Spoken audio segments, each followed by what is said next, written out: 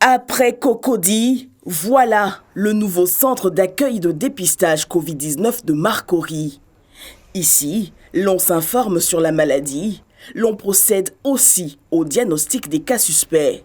Le parcours se veut simple, à l'arrivée, désinfection des mains et port de masque, puis l'étape de l'enregistrement.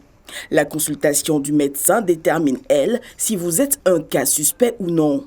Si oui, place au prélèvement pour le dépistage.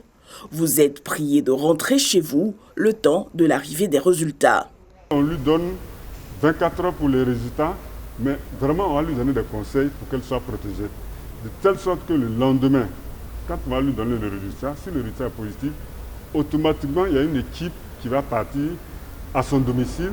On l'aura déjà préparé, on travaille avec les psychologues, les sociologues, on l'aura déjà préparé, on va sur le terrain pour le sensibiliser, pour le faire venir dans le site dédié à la prise en charge. La commune de Marcory compte à ce jour, après celle de Cocody, le plus grand nombre de personnes infectées.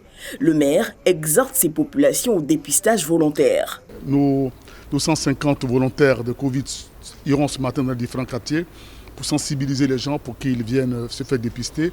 Il faut qu'on arrive à faire enrôler le maximum de personnes qui viennent se faire dépister pour qu'on puisse sortir de cette pandémie-là.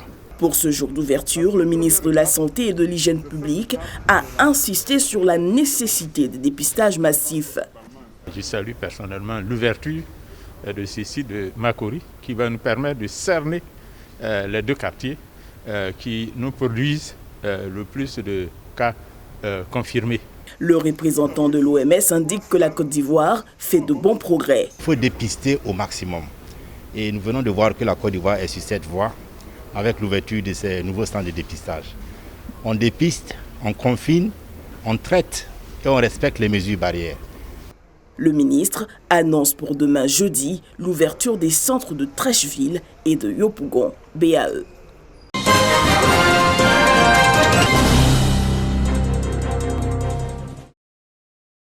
Le comité de lutte contre les épidémies de San Pedro accroît sa capacité à faire face à la menace de propagation du Covid-19.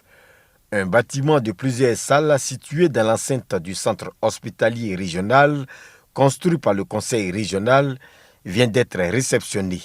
C'est un geste du conseil régional de San Pedro. Ce bâtiment que le conseil régional a construit pour le mondialiser à l'initiative, aujourd'hui, nous mettons cela à la disposition du CHR pour faire occuper par les potentielles personnes qui seraient contaminées dans notre région. Face à l'incivisme et au non-respect des mesures barrières par une partie de la population, le comité de lutte tient à rappeler que la maladie à coronavirus est bel et bien présente à San Pedro. À ce jour, il y a 46 personnes qui sont en confinement et qui sont suivies par l'équipe médicale. Nos 9 cas qui ont été déclarés positifs, nous avons 6 cas qui sont guéris. Donc c'est pour dire que cette maladie est réelle à San Pedro et qu'elle existe. Donc c'est le lieu de rappeler que les mesures barrières doivent être appliquées par tous.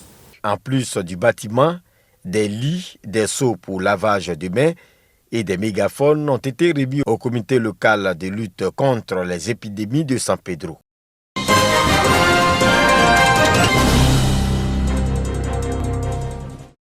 Voici des dons de la Fondation des Parcs et Réserves de Côte d'Ivoire à l'Office ivoirien des Parcs et Réserves OIPR. Des dons essentiellement composés de matériel sanitaire pour préserver la santé des agents forestiers œuvrant pour la protection du couvert forestier ivoirien. C'est une pandémie qui frappe tout le monde et on a l'impression que des gens pensent que ce sont les gouvernements seuls qui doivent faire face à la lutte. Nous sommes tous concernés, chacun à son niveau. Donc la Fondation pour le Parc et Réserve de Côte d'Ivoire est une entreprise citoyenne qui, comme les autres entreprises, devra prendre sa part dans la lutte contre la pandémie. Les bénéficiaires se réjouissent de cet appui qui vise à les aider à faire face au coronavirus. Ce sont des mots de reconnaissance, de remerciement, de gratitude à l'endroit de la Fondation des Parcs et Réserves pour ce geste, j'allais dire, d'une grande portée sociale, surtout en cette période de crise sanitaire.